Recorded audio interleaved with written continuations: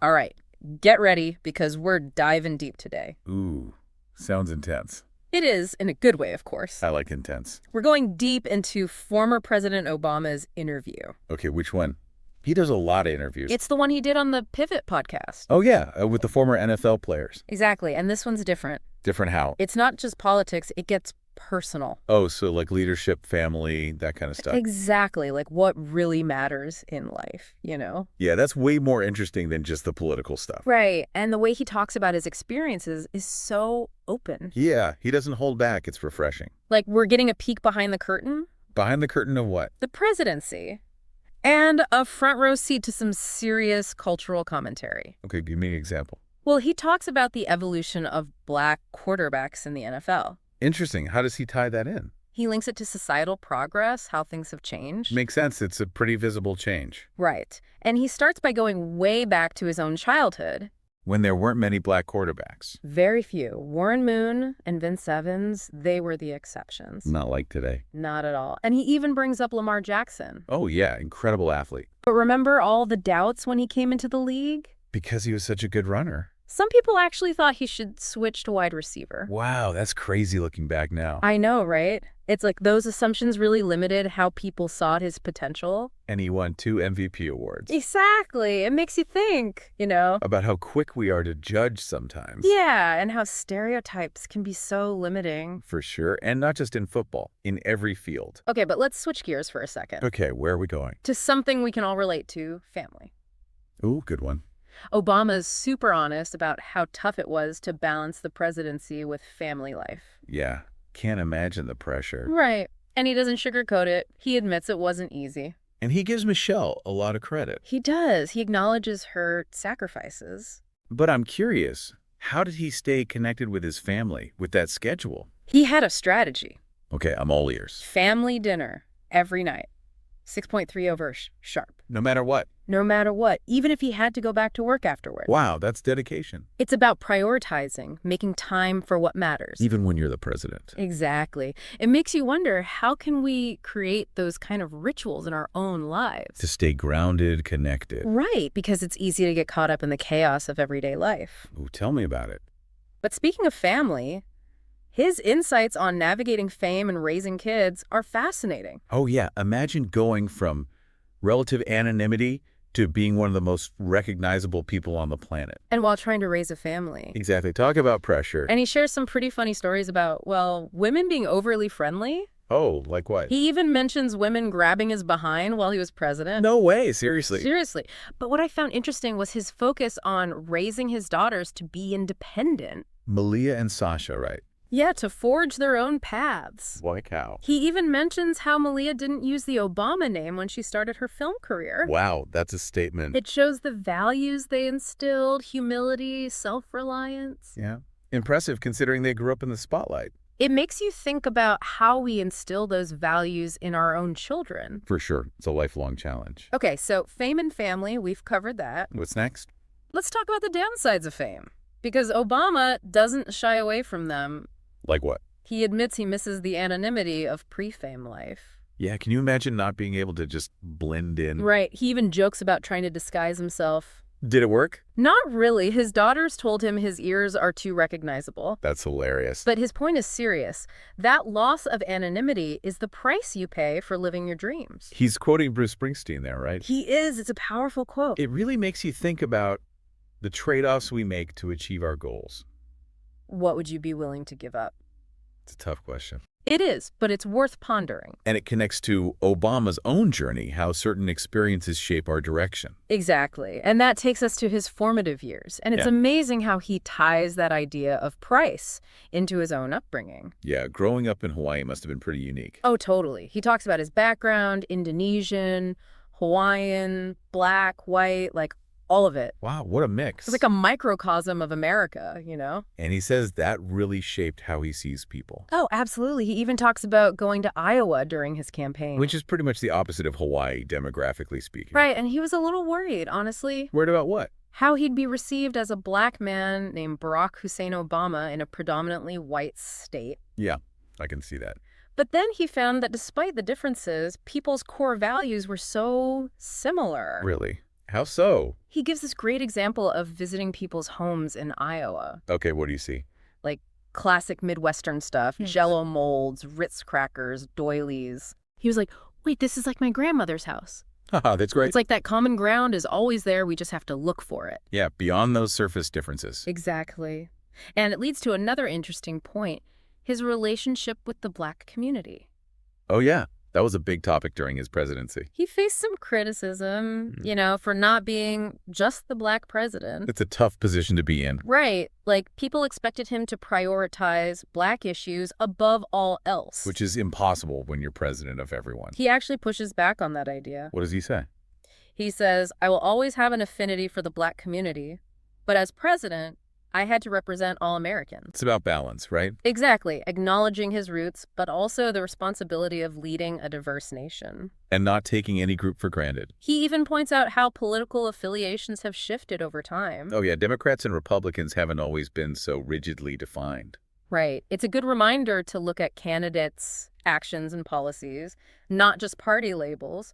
Absolutely. Judge them on what they do, not what they say.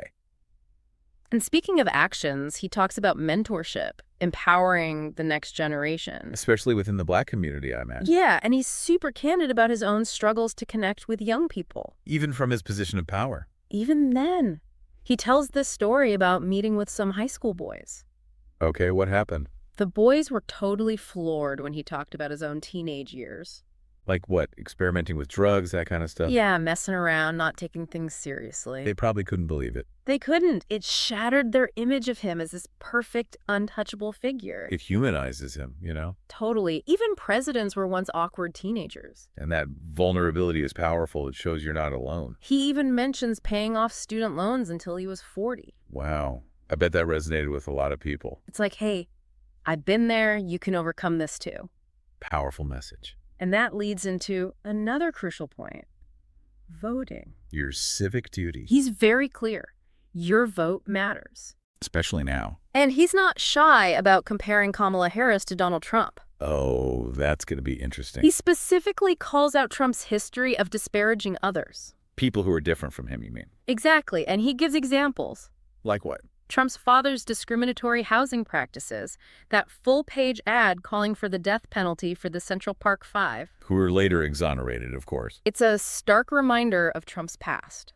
And Obama's point is, someone with that record can't represent all Americans. He's not just stating an opinion, he's backing it up. With facts, evidence. Exactly, and he challenges those who say their vote doesn't make a difference. Which a lot of people feel, especially with specific issues. He uses the COVID-19 pandemic as an example. Oh yeah, that was a major turning point. He points out that his administration had a pandemic playbook, which the Trump administration didn't really use. And the result was a much higher death rate in the U.S. Compared to other developed countries, it's a sobering thought. It shows how much leadership matters. He even mentions those economic relief checks, how they were initiated under Biden, even though Trump tried to take credit. It's about looking beyond the rhetoric, seeing who's actually doing the work. Exactly. Pay attention to the facts, not just the talking points. He's calling on people to be informed, engaged, to make their voices heard. Through voting, yes, and not just in presidential elections. He talks about local elections too, right? Absolutely. He emphasizes how much our daily lives are affected by policies at the state and local level. Makes sense. Those are the policies closest to home. He gives the example of Eric Holder, his attorney general. What did Holder do? He focused on federal drug sentencing guidelines. Oh yeah, those were pretty harsh back then. By shifting away from mandatory minimum sentences, they saw a decrease in both crime and the prison population. Wow, that's a big impact. It shows how targeted policy changes can have a ripple effect. And Obama's point is, those changes are driven by who we elect. Our choices matter, from the president all the way down to local officials. It's about taking responsibility, being an active participant in democracy. And beyond policy, he also shares some really interesting thoughts on leadership itself. It's fascinating how he brings it back to leadership, like what does it really mean to be a leader? Yeah, especially leading a diverse nation like ours, it's not easy. He actually uses a sports analogy.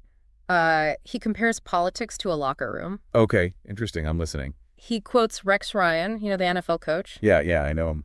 He said he wished the world was more like a locker room. What do you mean? Where people put aside their differences to work towards a shared goal. Kind of makes you think, doesn't it? Especially now, with everything so divided. So how does Obama use that analogy? To talk about the challenge of leading a diverse country, right? Like, how do you find common ground when there are so many different viewpoints? Right, because you can't just ignore those differences. Exactly. And he's honest about how tough it was. He says he had to toughen up in politics. Develop a thick skin, I bet. Oh, yeah. He even says, if you're going to play this game, you're going to take some hits. Makes sense. It's a tough arena. But it highlights the resilience you need to be a leader. To keep going, even when things get rough. Exactly. And he makes an interesting distinction between an activist and a president. Okay, how so? He says activists push for change from the outside, holding those in power accountable. Which is important, right? Absolutely. But someone in leadership has to work within the system, finding ways to move things forward. Even if it's just small steps. Sometimes those small steps are all you can get, but they can still lead to big change. It's a pragmatic approach, for sure. But let's not forget the whole point of this interview, the pivot. Right, that turning point in your life. They ask Obama about his biggest pivot, and his answer is surprisingly relatable. Oh, what was it? He talks about being in his late teens, early 20s, still kind of figuring things out. Like chasing girls, partying, that kind of stuff. Exactly. He even says he wasn't fun for about 2 years. So what changed? 2 things. First, his father passed away. I didn't know that. They weren't super close, but the loss made him think about life, legacy, the big questions. That'll do it. And then he met some young activists from the African National Congress, fighting apartheid in South Africa. Wow, that must have been powerful. Their courage, their dedication, it really struck him. Made him want more out of life. Yeah, he realized he wanted his life to have meaning, to make a difference. So he pivoted, changed his path. He transferred schools, got serious about his studies, started reading everything he could get his hands on. It's that moment when you realize you need to grow up, get serious. But it's so interesting hearing it from someone who became president. It shows that those defining moments can happen to anyone. And they can lead to incredible things. It makes you think about your own journey, doesn't What it? were those moments for you, the ones that changed everything? Yeah, what were your pivots? It's a question worth thinking about, for sure. And to wrap things up, I have to share one last thought from Obama that really stuck with me. Okay, hit me with it. He emphasizes that anyone can achieve great things if they use their power. It's a call to action, right? It is a challenge to make a difference, no matter how big or small. It's inspiring, and honestly, we could all use a little inspiration these days. Couldn't agree more, and if you want to hear more from Obama, I highly recommend checking out the full interview on The Pivot. It's a great conversation. You won't regret it.